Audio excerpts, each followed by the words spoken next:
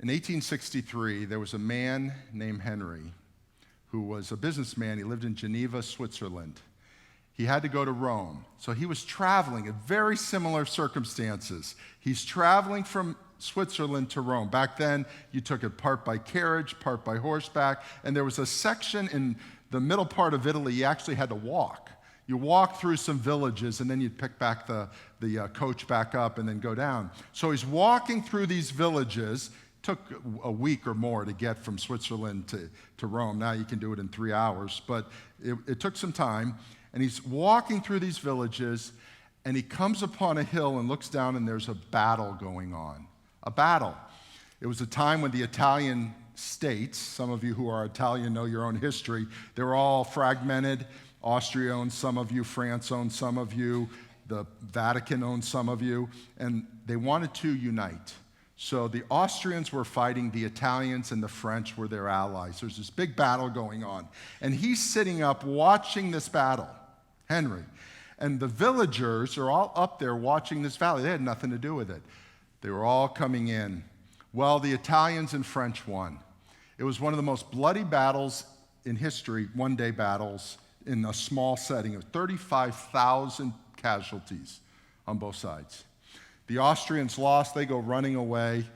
The French, Italians win, and everybody leaves. The dead people, the dying people, the people that were hurt, just left them there on the battlefield. And they all left. Just left.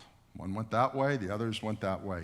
And Henry is sitting up there with all these villagers, and the villagers walk away. It's over. The battle's over. The Italian-French won. And Henry goes, you can't leave. There are people still living down there who are half dead. What are you going to do? And nobody would listen to him.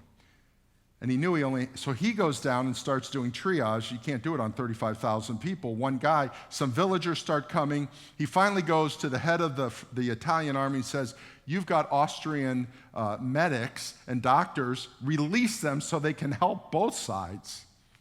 And he stood there, and for weeks, he triaged and helped the people who lived. Most died, but those who lived. I don't think he ever made it to Rome.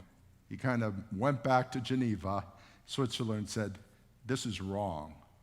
He said, we've got to change it. There are battles all the time, but we've got to help those who are injured. He met with 4 other guys, the Committee of 5, and they started something that has changed the world. The Red Cross. The Red Cross. They did something very simple. They took the flag of Switzerland, which is red and white, and they inverted it to a red cross, white background. Pretty simple.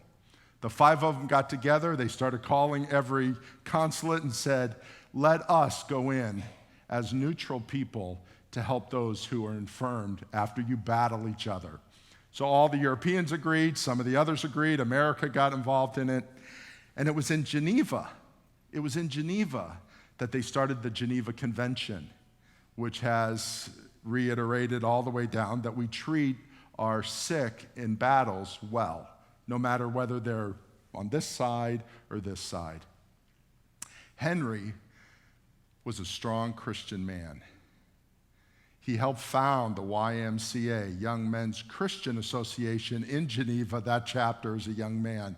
He sat there that day and could have said, it's not my battle.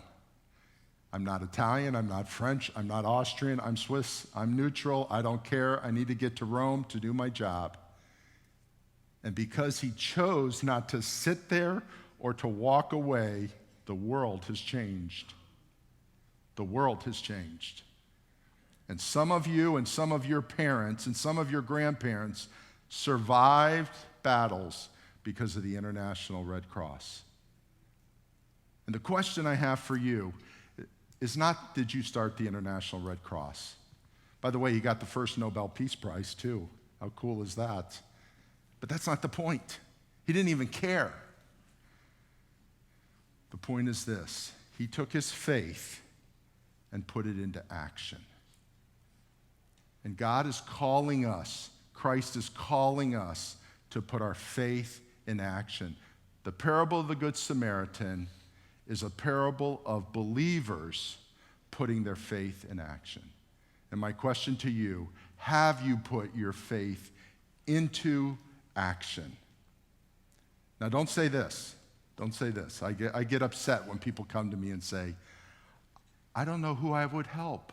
I don't know how I would use the things God has given me. I don't even know what God has given me. You are all adults here except for these 5 people in the front row.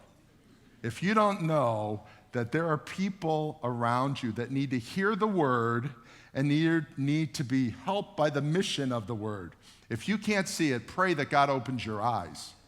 See, the issue is that you might be the priest or the Levite. You might know about the word, but your eyes don't see the need. And may I say, the need is everywhere. It is everywhere. The point is your heart open to it? And allow God to work through you.